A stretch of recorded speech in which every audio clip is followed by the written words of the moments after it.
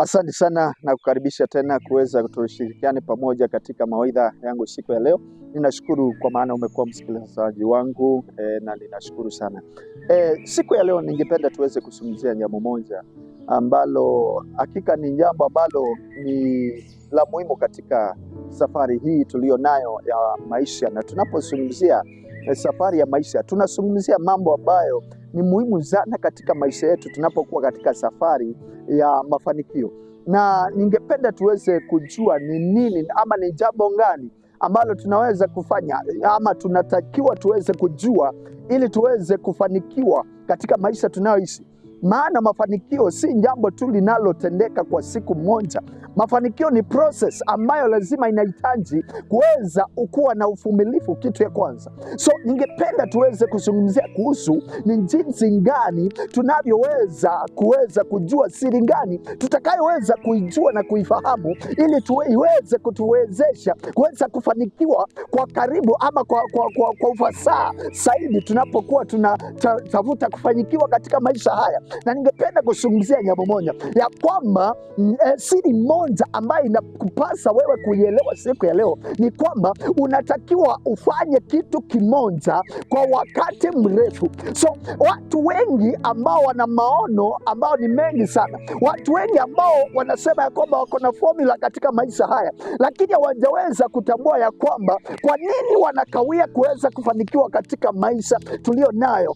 Na inakuwa ya kwamba lazima mgundue siri hizi wakati ambapo tunapozungumzia kuhusu kutaka kujua siri ya mafanikio. Ni nini hicho ambacho natakiwa ukifanye ili kuweza kuharakisha mafanikio yako katika muda unaofaa? So nataka kukuambia kwamba lazima uyapange mambo yako vizuri. Lazima uweze kujua na kutambua ya kwamba uweze kufanya jambo moja kwa muda mrefu ili uweze ukafanikiwa. Unaposema ya kwamba ufanye jambo moja kwa muda mrefu, ni kwamba watu wengi ambao hawajafanikiwa hata wa leo na wako na hekima na maarifa mingi, ni kwa sababu ya kwamba wanashika mambo mengi wanayoyafanya, lakini wanapoteza muda katika yale mambo. Wakishika hili wanashika hili, wakishika pale wanashika pale, na unajipata ya kwamba muda umeenda na hawajafanya chochote, maana hawajaweka nguvu yao yote kwa kitu kimoja. Kumbuka ya kwamba tunaposema ya kwamba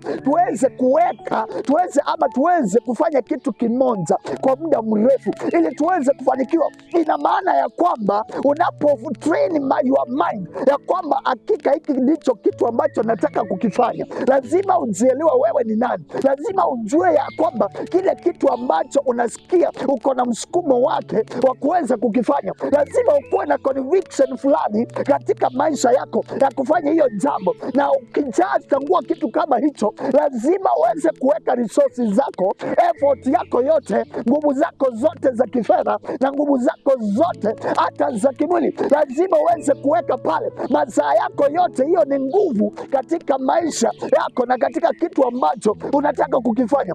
So ukifanya kitu kimoja kwa muda mrefu, wale watu ambao wamefanikiwa maishani wamefanya kitu kimoja kwa muda mrefu na wakakuta ya kwamba wametumia muda mfupi ama mchache sana kuweza kufanikiwa. Lakini hii ni siri ambayo wengi hawajaweza kuitambua, na ni siri ambayo ukiitambua siku ya leo utakuja kufanikiwa zaidi. Utakuja kupata ya kwamba umepata kuaccumulate wealth. Kumbuka ya kwamba tunafanya wealth creators. So lazima uweze kujua kwamba tunachohitaji sana si utajiri, lakini tunahitaji wealth ambayo haiwezi kaisha. Ni kitu ambacho hata siku ya leo ninakuuliza ya kwamba ukishafutwa kazi mahali unaofanya kazi, ama uweze kusimamisha mahali ambapo ulikuwa unatoa pesa, utaishi siku ngapi kama hujaweza kuchange mambo? Haujaweza kutoa watoto shule ukawahamisha, haujaweza kubadilisha maisha uliokuwa unaishi. Kumbuka ya kwamba we are living in our times, ya kwamba tunatafuta watu